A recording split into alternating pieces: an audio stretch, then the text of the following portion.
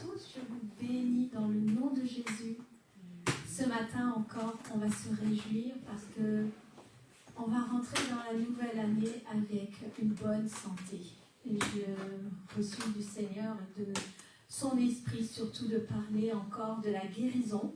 Alors je ne sais pas où vous avez des besoins, mais ce que je sais, c'est que le Seigneur va encore agir. On va penser aussi très fort à tous ceux qu'on aime et toutes ces personnes qui ont besoin encore d'être relevées, d'être guéries, d'être encouragées.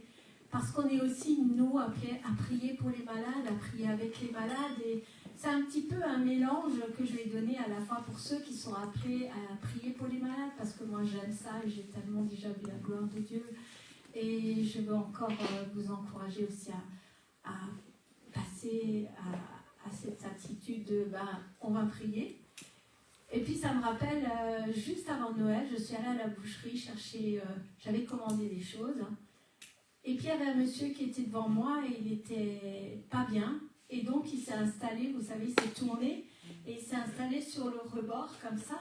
Et moi je ne peux pas me taire, hein. Même dans une boucherie, la boucherie était pleine de gens. Et je vais vers lui et j'ai dit, monsieur, il faut juste prier. Et il me regarde et il me dit, mais vous savez, moi je prie. Et là était directement le secrétaire du diable à côté de moi, une autre personne qui dit, enfin, si Dieu le veut. Et j'ai dit, mais Dieu le veut toujours. Et la boucherie était pleine et je me suis dit, voilà, ça c'est Noël. Voilà. Donc on va commencer. Merci Seigneur encore pour ta présence, pour la présence de ton Saint-Esprit. Merci Saint-Esprit car tu nous aimes, parce que tu es là pour nous faire du bien. Je ne connais pas les problèmes, Seigneur, de chacun. Ce que je sais, c'est que tu veux toucher encore les corps, les âmes. Tu vas encore relever celui qui est faible, celui qui est découragé. Tu vas encore consoler ce matin. Tu vas encore guérir vraiment encore dans le corps. Merci pour notre esprit qui t'appartient déjà, Seigneur. Tout est déjà réglé à ce niveau-là, Seigneur. Mais pour tout le reste, Papa, tu vas encore nous toucher ce matin. Au nom de Jésus, Amen. Amen. Alors, donc je vais commencer par un texte de Luc 7. On va prendre Luc 7 et je vais lire.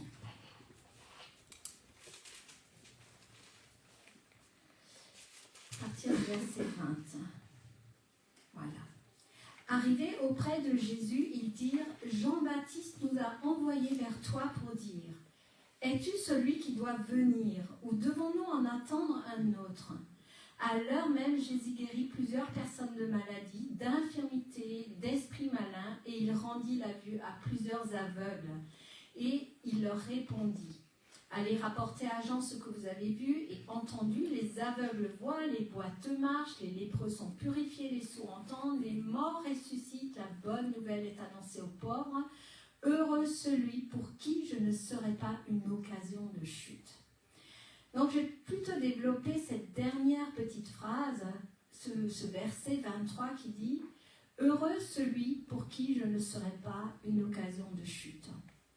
Ça veut dire aussi « Heureux ceux pour qui je ne suis pas un objet de scandale ».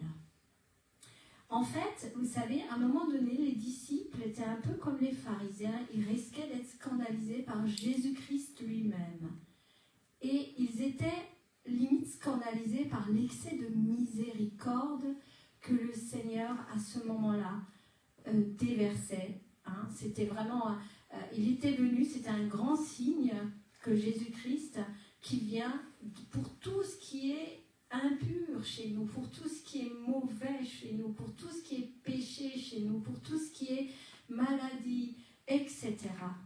Et pour les disciples, un court moment, en fait, la miséricorde de Jésus-Christ allait trop loin. Et on peut prendre un peu l'exemple, vous savez, mais je ne vais pas du tout développer ça, du fils prodigue qui revient et on se dit, mais c'est pas possible ce qu'il a fait.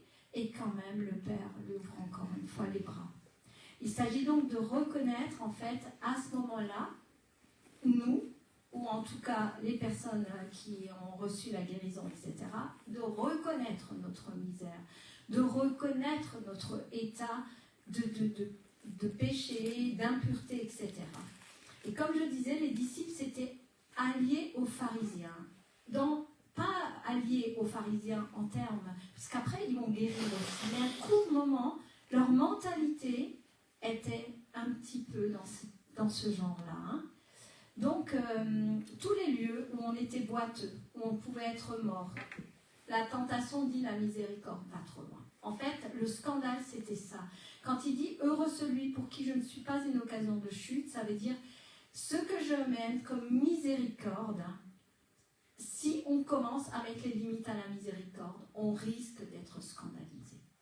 Et je crois que la première des choses quand même qu'il faut capter quand on veut être guéri, c'est que la miséricorde du Seigneur Jésus-Christ n'a pas de limite. Et c'est cela qui va faire, qui veut guérir, qui veut toucher. On verra plus tard aussi comment recevoir, parce qu'il y a aussi une façon de recevoir.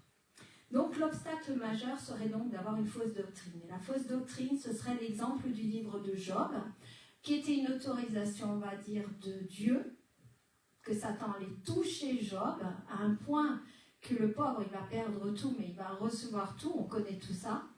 Mais en fait, on va attribuer à ce moment-là à Dieu ce qui venait directement des attaques du diable. Donc, de jamais penser que le Seigneur veut une maladie pour vous ou veut vous affaiblir. Il est venu pour nous consoler.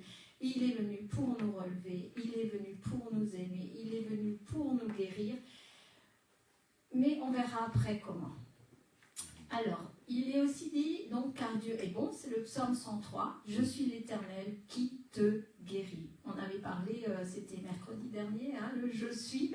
On a développé avec le pasteur tous les « je suis ». C'était ça. Oui, c'est ça. Voilà, et là il dit aussi « Je suis l'Éternel qui te guérit ». Alors, il n'est pas l'Éternel qui vous rendra malade. Jamais, jamais, jamais. Quelqu'un qui pense comme ça ne serait pas bon. Et d'ailleurs, on va prendre Job 42, et on va lire par rapport à ce qui s'était passé avec Éliphaz. Mais je ne vais pas lire tout, hein, ça c'est pareil. Je vais prendre Job 42 au verset 7.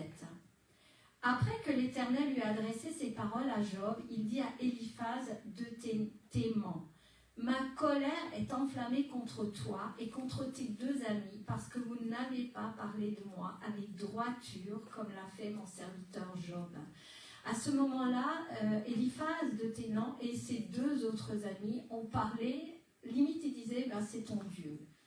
Tu es juste et pourtant regarde ce que ton Dieu fait. Et en réalité, Dieu n'est pas content. Prenez maintenant 7 taureaux, 7 béliers et allez auprès de mon serviteur Job et offrez pour vous un holocauste. Job, mon serviteur, priera pour vous et c'est par égard pour lui seul que je ne vous traiterai pas selon votre folie. Donc Dieu va même dire que les gens qui pensent comme ça sont fous. C'est terrible ça, parce qu'en réalité, Dieu veut toujours aider. Et il dit, car vous n'avez pas parlé de moi avec droiture, comme l'a fait mon serviteur Job.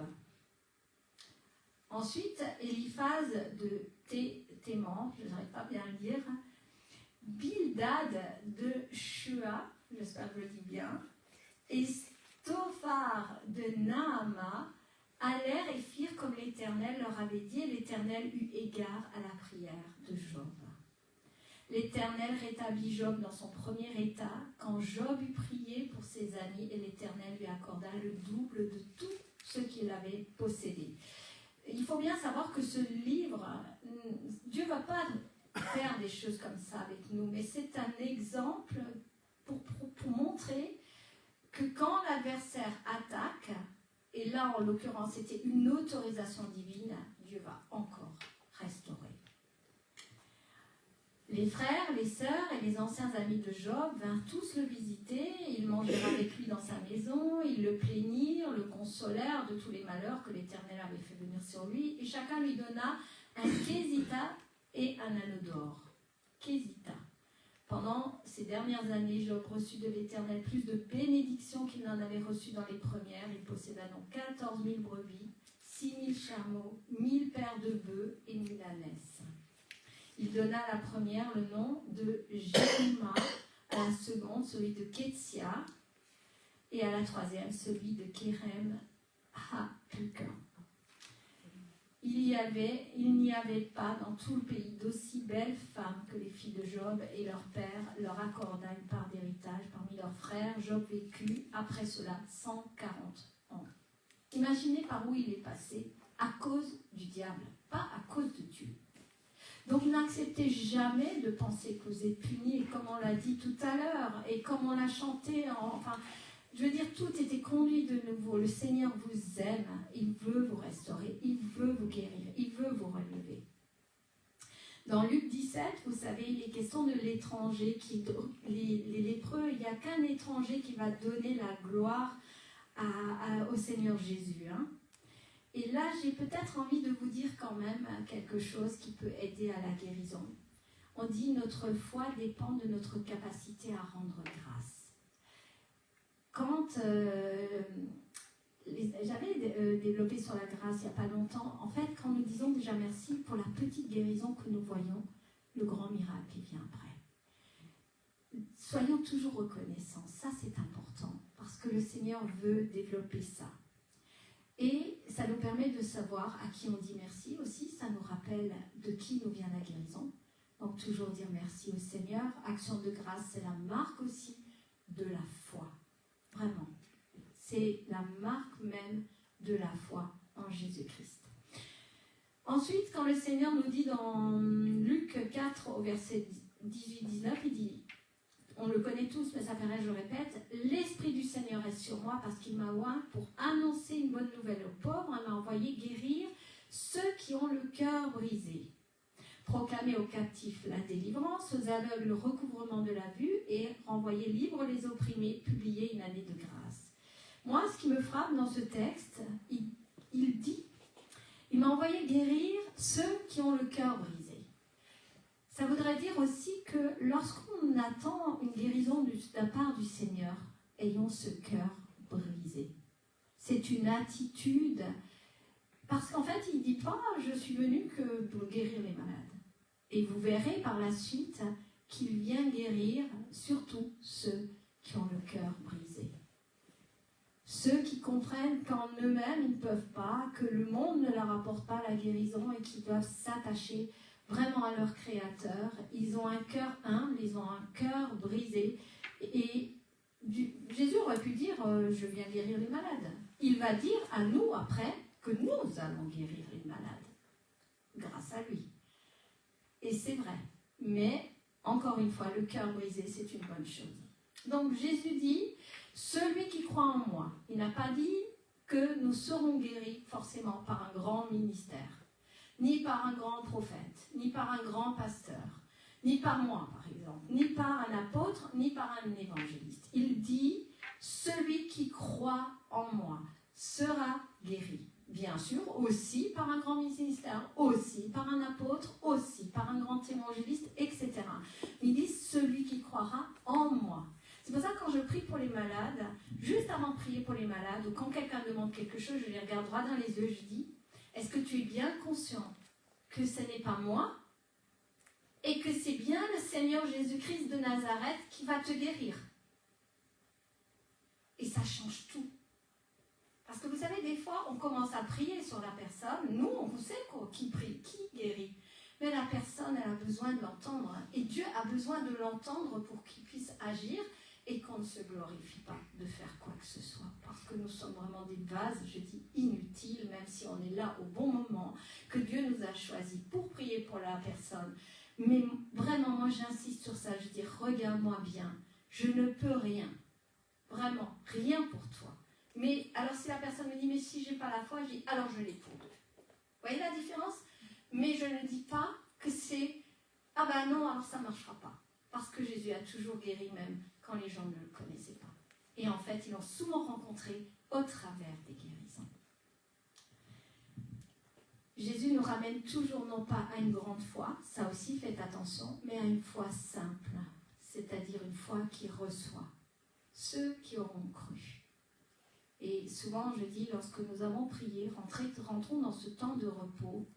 Seigneur, j'ai prié. Je sais qui j'ai prié. Je crois. Et je vais m'attendre à ce que ça vienne. Peut-être pas cet après-midi, peut-être tout de suite, peut-être dans 3 jours, peut-être que dans une semaine. Mais je sais que tu m'as entendu. Donc, vous pouvez saisir humblement ce que vous venez d'entendre et recevoir humblement de la main du Seigneur ce qu'il a pour vous, à savoir la guérison. Recevoir la guérison en la foi en lui. Alors, je vais dire quand même que bien sûr, il existe de grands ministères de guérison. Il existe des grands ministères de miracles puissants. Mais lorsqu'on lit, moi je me suis beaucoup penchée sur ces ministères, eh bien on voit combien leur souffrance était grande par rapport aux personnes qui n'arrivaient pas à recevoir. Ces gens-là ont énormément souffert. Et j'ai encore lu récemment un livre où la personne disait « je rentrais, je pleurais ». Je pleurais parce que certains étaient guéris et d'autres pas. Non pas parce que le Seigneur ne voulait pas, mais parce que justement, la personne n'arrivait pas à recevoir la guérison. Donc, c'est à ceux qui ont cru, et jamais il ne dit à ceux qui auront une grande foi. Il dit bien si votre foi était aussi grande qu'un petit grain de moutarde. Donc, si notre foi est petite, et je me dis toujours, mais Seigneur, on l'a pas cette foi-là. Donne-moi au moins ce petit truc-là qu'il me faut pour que je puisse recevoir ou donner aux gens. Donc, il ne dit pas une grande foi, parce qu'alors n'accusez pas ceux qui ne guérissent pas. Et n'allons pas dire que parce que la personne n'est pas guérie, elle n'a pas la foi. Vous comprenez? Ce serait encore pas correct.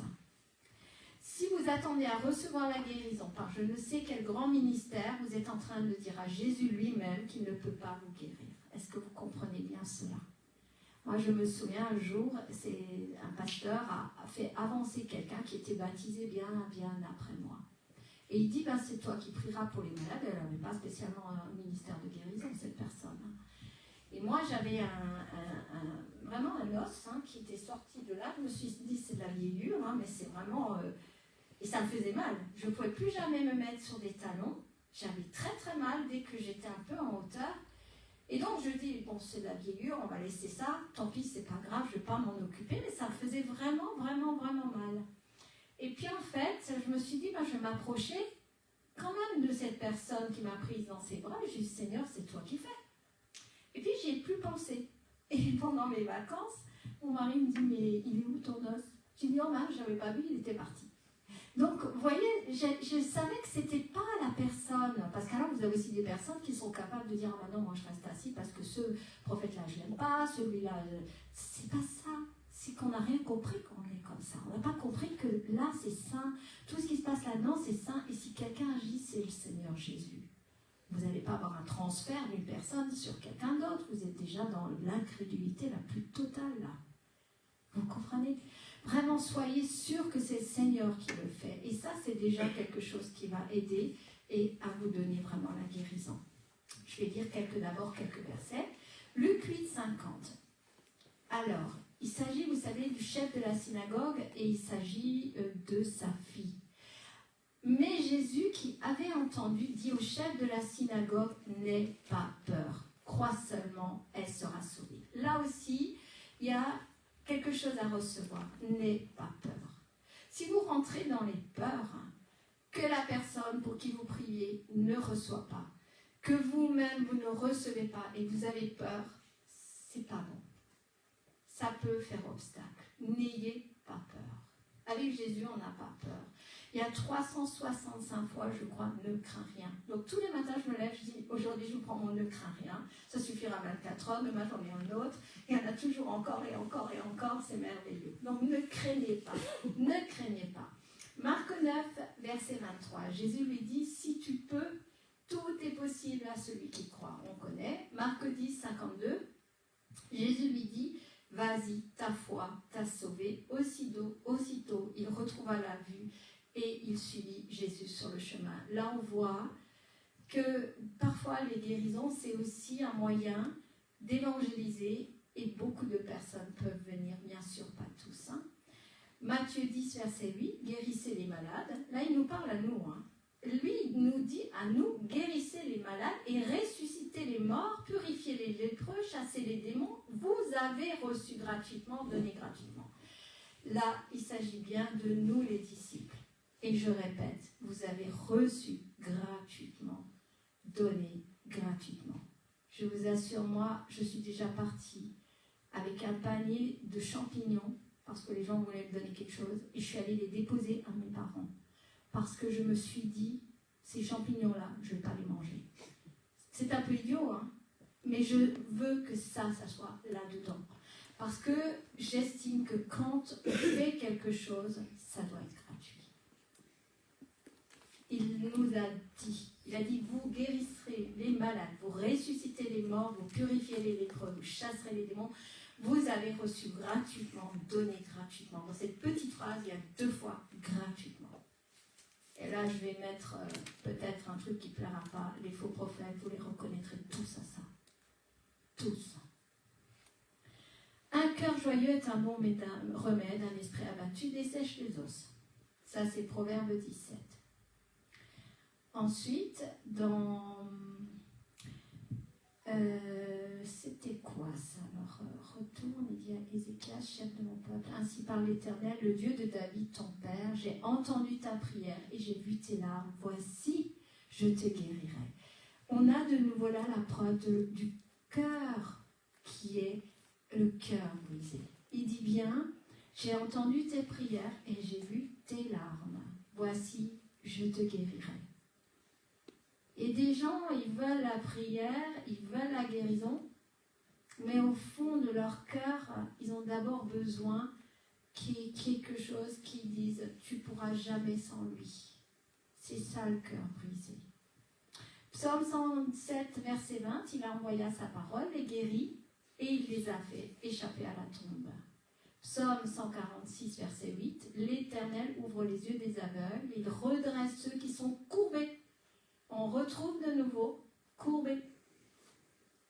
Quand nous avons besoin du ciel, soyons conscients d'être humbles, courbés, car l'Éternel aime les justes.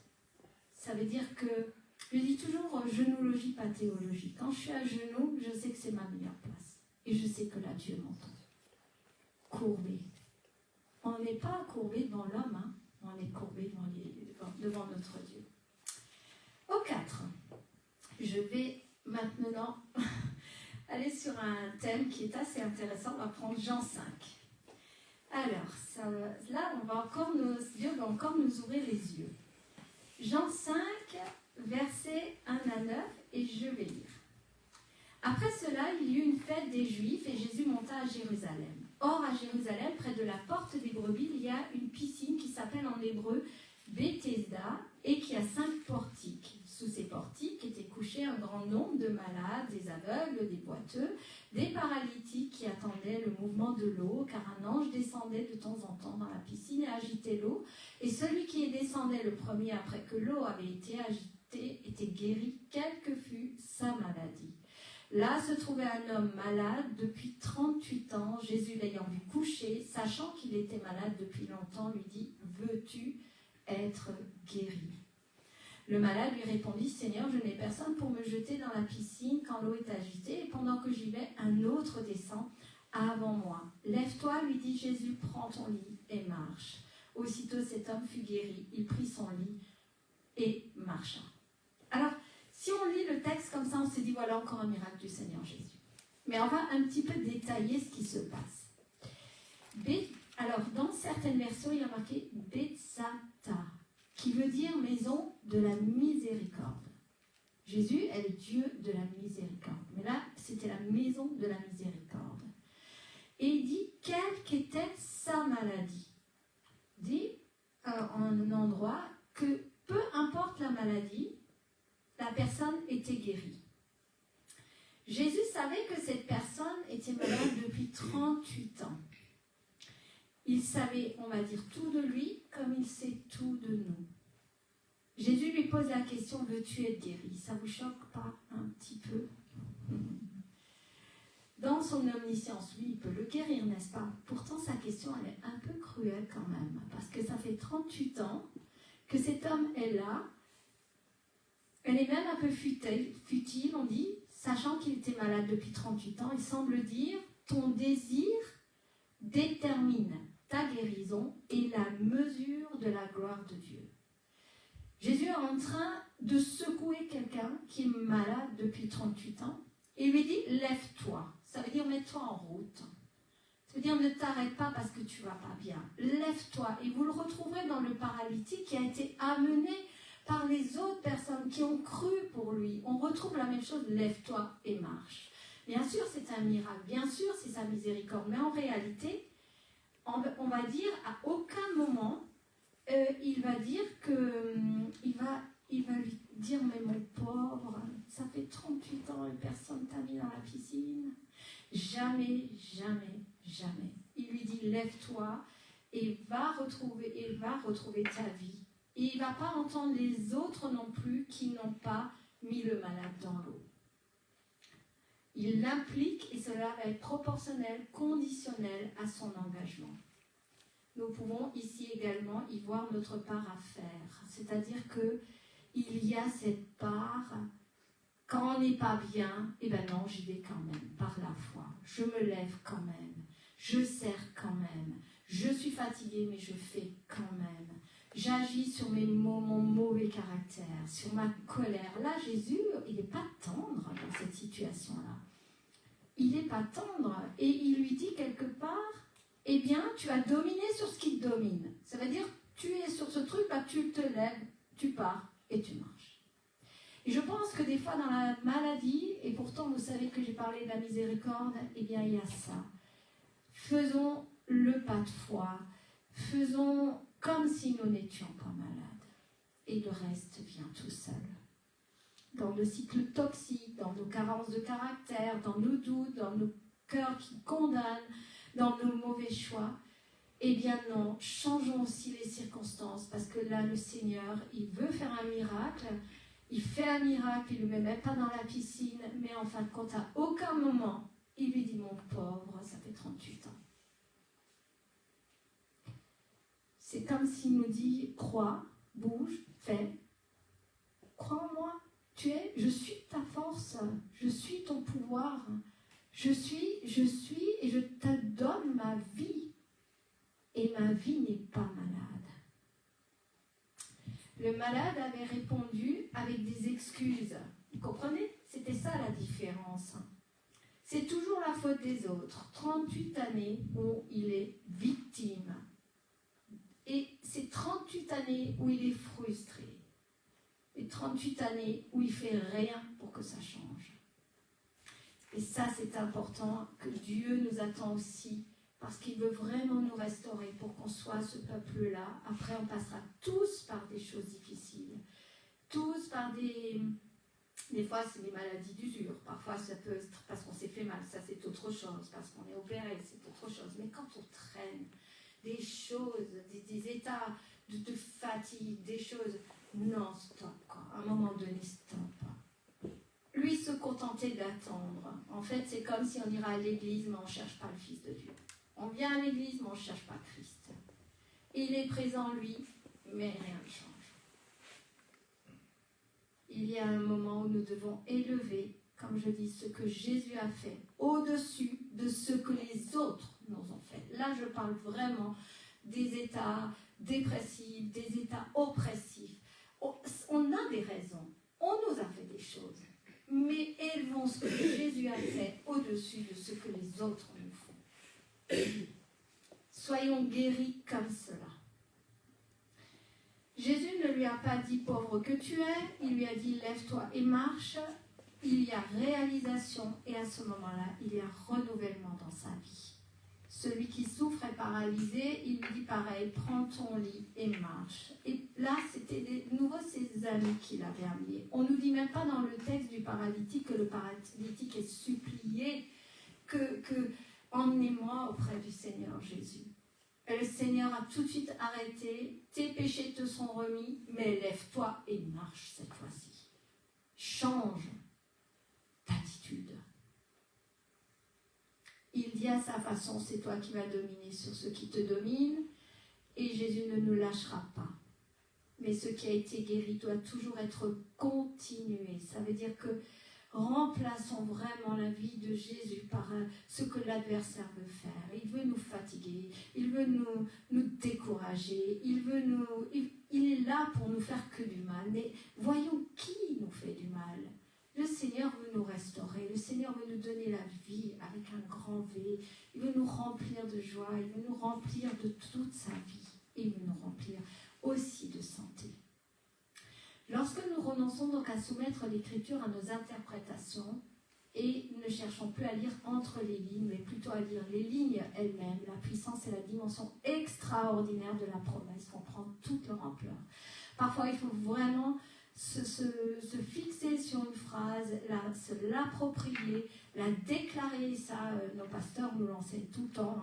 Vraiment, déclarer la parole, nous l'approprier, rebondir sur la parole. Et c'est bien Jésus qui va le faire, mais vraiment, ça, la parole, c'est Christ. Et on veut vraiment proclamer la parole.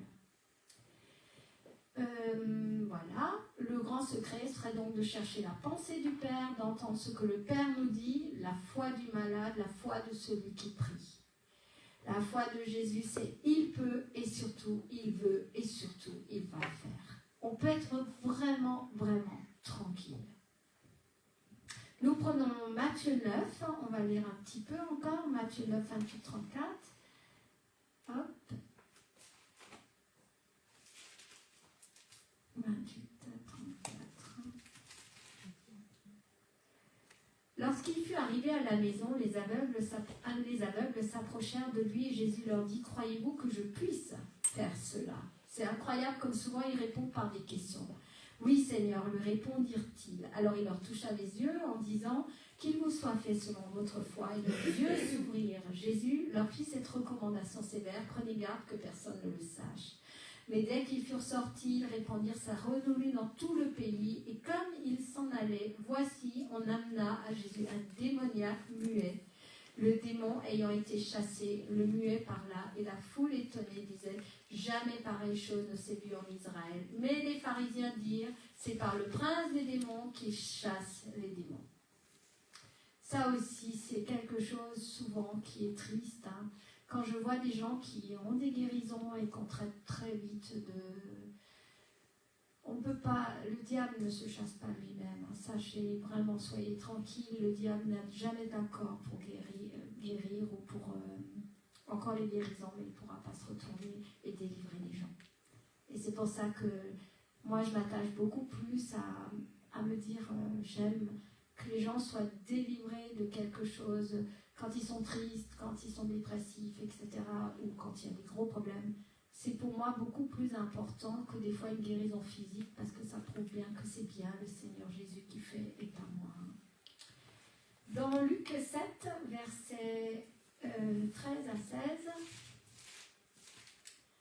voilà, versets 13 à 16, le Seigneur, l'ayant vue, fut ému de compassion pour elle, lui dit « Ne pleure pas ». Alors encore une fois, un cas où la personne pleurait. Encore une fois, un cœur qui était...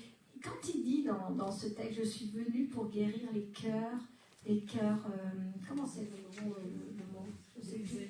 Oui, vous voyez, on retrouve toujours la même chose. Tout au long de ce que je donne aujourd'hui et que le Seigneur a mis dans mon cœur, les cœurs brisés. Parce que sinon, on peut entendre ce qu'on a entendu il n'y a pas longtemps et ça nous a tous fait mal au cœur. Le Seigneur se moque de moi. On a entendu ça dans la bouche de quelqu'un qui croit. Le Seigneur se moque de moi.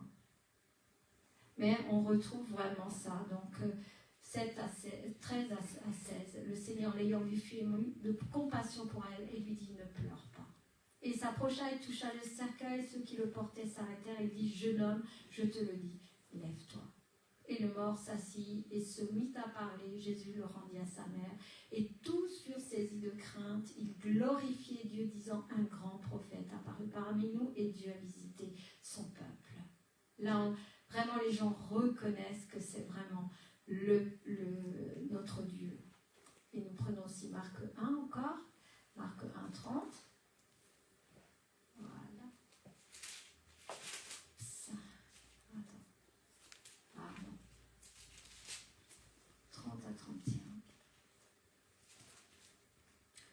La belle-mère de Simon était couchée ayant de la fièvre. Aussitôt, on parla d'elle à Jésus. S'étant approché, il la fit lever en la prenant par la main. À l'instant, la fièvre la quitta, puis elle les servit. Le soir, après le coucher du soleil, on lui amena tous les malades et les démoniaques, et toute la ville était rassemblée devant sa porte. Il guérit beaucoup de gens qui avaient diverses maladies, chassa beaucoup de démons. Il ne permettait pas aux démons de parler parce qu'ils le connaissaient. Vraiment, je ne crois pas qu'il y ait un exemple. Vous savez, même la personne qui a demandé la guérison pour sa fille, qui a dit les petits chiens mangent les miettes, vous savez, de la table de leur maître. Il n'y a pas eu une personne, une fois dans la parole de Dieu, que Jésus n'a pas voulu guérir. Pas une seule fois. Ce qui peut faire obstacle, c'est nous. C'est nous, tout simplement nous. Pouvons faire obstacle. Dans le Nouveau Testament, Jésus-Christ va passer beaucoup de temps à guérir, beaucoup plus qu'à enseigner. Ça veut dire aussi que notre ministère, c'est de visiter les malades. Notre ministère, c'est de guérir les malades. Notre ministère, c'est de croire à la guérison. Il passe plus de temps à prendre soin des gens, il guérit, il apporte le salut. Cela veut dire qu'il y a une restauration complète. Et quand on dit relever, le verbe relever, je crois que c'est en hébreu ou en grec, ça veut dire recréer comme au premier jour. Ça veut dire que la partie malade est recréée comme au premier jour. Parfaitement bien. Et puis on voit aussi, vous savez, Élisée, qui a guéri, ça c'est dans 2 Rois, mais ça je ne vais pas le lire, ça serait trop long. 2 Rois 5, c'est tout le chapitre du verset 1 à 27, donc Naaman le Syrien qui guérit de la lèpre. Et là on voit aussi que Élie et Élisée, eux, vont exercer leur ministère dans le royaume d'Israël du Nord en pleine apostasie religieuse. Cela avait pour valeur de signe. Et donc, aujourd'hui, ce qui se passe dans le monde, la guérison aura valeur de signe pour montrer que Dieu est puissant et que Dieu est Dieu. Parce qu'en fait, c'était l'Éternel qui guérissait, le vrai Dieu, et non Baal, Astarté ou une autre divinité. Et à travers ça, la plupart du temps, les gens vont rencontrer leur Sauveur, vont rencontrer le Seigneur. Donc croyons, voilà, mon message est peut-être court ce matin, il n'est pas long, mais je suis transportée toujours par la guérison, et pas parce que je veux des signes ou des miracles, parce que je sais qu'on touche les gens, d'abord parce qu'on prend soin d'eux, on prend un temps pour eux, on leur parle du Seigneur, on évangélise, on leur montre les textes, on leur parle de la foi, on leur parle de la croix, et qu'au travers de ça, que ce soit des non-croyants ou des croyants, ils rencontrent vraiment leur Dieu. Moi, je crois beaucoup que le ministère de guérison, au jour d'aujourd'hui, est plus que jamais important dans le monde. Et que vraiment, on doit prendre du temps. Et encore une fois, si ça ne marche pas, on recommence. Moi, il y a des personnes, je leur dis, je ne te lâcherai pas. Il y a Marie-Claude d'en parler. Je ne sais pas combien de fois elle est venue à l'époque, à cause de son genou, parce que c'est une dame d'un certain âge. Et j'ai dit, il faut qu'on prie pour ça. Et on prie, même s'il faut prier souvent, eh bien le Seigneur va faire. On n'arrête pas avant que c'est fait. On n'arrête pas avant qu'on ait la guérison. On persévère et on persévère. Et on croit. Et d'un seul coup, ça vient. Donc voilà ce que j'avais amené ce matin. Je veux vraiment prier pour nous, pour moi, pour vous, pour nos familles, Seigneur. Nous voulons aussi te porter nos familles, croire pour eux, vouloir prier avec eux, se réjouir avec eux lorsqu'ils te rencontrent au travers des guérisons. Savoir que lorsque nous leur parlons de toi, lorsque nous les touchons, nous sommes une source de bénédiction et que ta vie coule à travers nous et sur la personne. On ne se fatigue même pas, comme dans le monde du magnétisme où les gens disent « je suis épuisé parce que j'ai vu tant et tant de personnes ». Toi, tu es inépuisable, Seigneur. Tu es la source de vie. Tu veux toucher chacun. Tu veux vraiment toucher les corps ce matin, ceux qui ont besoin encore de toi. Et je sais que tu les aimes. Ta miséricorde est énorme, Seigneur. Regarde à nos cœurs qui ont besoin de toi, à nos cœurs qui crient à toi, à nos intelligences qui se sont vraiment placées de ton côté, Seigneur. Merci pour la médecine, Seigneur. Oui, merci, parce qu'elle est bénie aussi de toi. Mais toi, tu es le grand médecin du ciel, tu es le grand chirurgien du ciel. Ta précision est exceptionnelle, ton intelligence est infinie. En toi, tu as dit, sont toute la connaissance et la science. Donc merci Seigneur parce que tu vas encore relever le faible, tu vas encore encourager celui qui est un peu déprimé, tu vas encore délivrer celui qui est encore captif, qui a encore des liens. Et tout est dans ton amour parce que c'est ton amour qui fait tout cela. Donne-nous Seigneur le zèle de nous relever aussi et de te suivre. Donne-nous Seigneur de faire des pas de foi et de ne pas rester assis quand l'adversaire voudrait encore nous mettre par terre et de nous dire non, j'ai la force de mon Sauveur et avec lui nous ferons des miracles. Aide-nous Seigneur, oui, à nous relever, à nous mettre en marche, à prendre notre lit, notre civière et à la prendre sous le bras, à dominer Seigneur sur ce qui n'est pas de toi et à ne pas nous laisser dominer par ce qui n'est pas de toi. Merci parce que tu veux encourager ton peuple entier à travers les nations. Ils ont besoin de toi, Seigneur. Bénis tous ceux qui prient pour les malades, Seigneur. Et oui, suscite encore de grands ministères. Suscite encore, Seigneur, des ministères de miracles et de guérison, Seigneur. Merci pour le réveil que tu nous prépares à travers les nations. Merci, Seigneur. Amen. Amen.